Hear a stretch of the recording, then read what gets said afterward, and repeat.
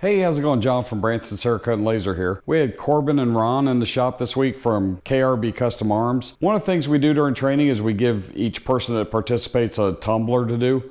There's some little odds and ends things that they kind of need to know about tumblers, and also gives them something personalized they can take back to their shop. So during this class, what we did is I have kind of been needing a new coffee cup for a while, and I went ahead and knocked the tumbler out for me while we were doing theirs. And what I decided to do is just every color that we sprayed for that day, I just kind of sprayed a layer on and then did an acetone battle wear and just kind of messed it up, with the intention of at the very end we were going to just run it through the laser and put our new logo on there and just see how it came out.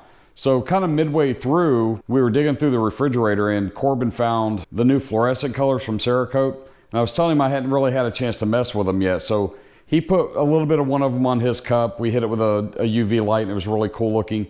So we thought, well, what the heck? We've already started messing with it. Let's try mixing two of them together. So we mixed H331 parakeet green and H328 pink sherbet. I had no idea. I figured it would turn out kind of maybe a really kind of nasty brown, but actually what we ended up getting was just a really kind of light sand color. It actually turned out pretty cool. So as it bakes out and it's kind of done, it's on the project, it just looks like almost like a whitewash or a really light sand color.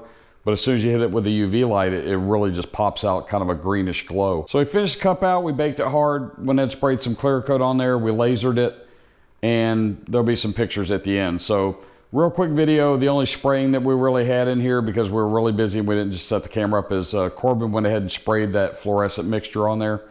All we did was mix it 6 mil to 6 mil, so it was 50-50. Sprayed it on the cup, tacked it out, and continued to just acetone battle wear until it was all done.